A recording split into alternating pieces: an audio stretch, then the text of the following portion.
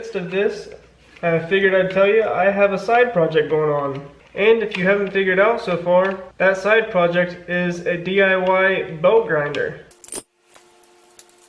Better snap a picture of this thing before I forget how it goes together.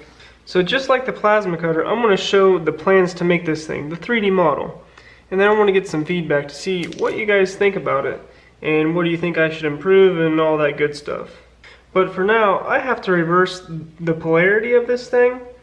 Basically, I need it to spin counterclockwise. As it sits right now, it spins this way.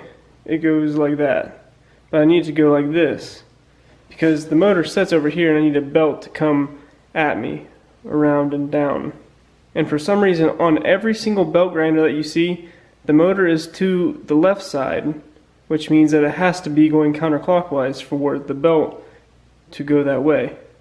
I originally wanted to take this thing apart to like powder coat the sides, but I didn't really want to because it was really hard to get these things off, and I didn't know that these bolts, they go all the way through here. For some reason I didn't see that, but now I see that, but now I have to do something else to make the motor go the right way. So this is an old Walker Turner motor, and it was used in a wood shop, has to be, because there was sawdust in it. And apparently Walker and Turner is a Kearney and Trecker company, or Kearney and Trecker is a company of Walker Turner. I don't know, one of the two. But nonetheless, it's a super old company, and they only made these motors to go one way. You can't flip leads around, you can't do anything of that, as far as I understand it. On newer motors, you can reverse the leads and change the polarity, but you cannot change the polarity on this. But I have literally seen people take out this whole thing and literally flip it around so the motor windings are going the opposite direction, basically. I don't know. I'm not an electrical guy. Alrighty, yeah, I don't think I'm going to go any further with this. I think I'm just going to switch the motor to the other side. I just don't want to do it because I don't want to screw it up. These motors are like $150, like if I were to buy a new one. So I really don't want to screw this thing up. So I'll put it back together, switch the model around, and go on with my day. Hopefully I can put this thing back together. Alright, she's put back together. Let's see if she turns on again. Let's go check out that CAD model. Here we are in the assembly model, and here's the motor in the back here, obviously. And those are basically using the granite surface plate and the height gauges and all that good stuff.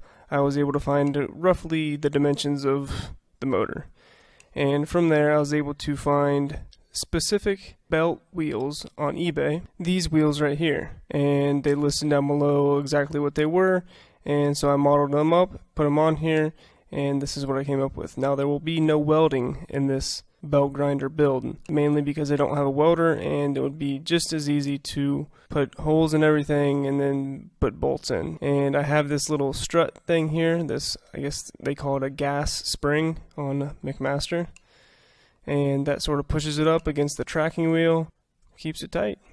Now eventually I will also have a little, I'll probably plasma cut a tool rest thing here. It'll attach here and come around so you can just rest any parts on there if you're grinding whatever. But that is pretty much it. Everything here, this is 1/2 inch aluminum, this is 1x2 solid aluminum, this is 2x2 aluminum, and yeah, I mean it's pretty hefty stuff. And this will probably be aluminum base as well. I might be able to get 3/8 steel, and I can plasma cut that out as well with the CNC plasma cutter. But everything lines up pretty good for the most part, and I just want to be able to get this tracking wheel able to be tracked basically, so I can angle it, do whatever. And I sort of have an idea for it, but it's not for sure yet.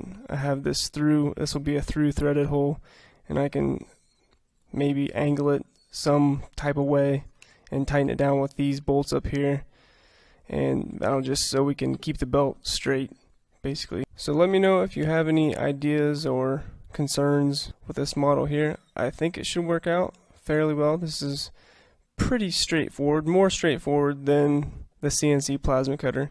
Like I said before, the motor only went clockwise, so now it's going clockwise this way, and the belt will be going down this way, down, instead of the other way I had it before, which is the way most belt grinders are, the motor is over here and it's spinning counterclockwise. Well, like I showed before, this motor cannot go counterclockwise, so that's why I moved it over there.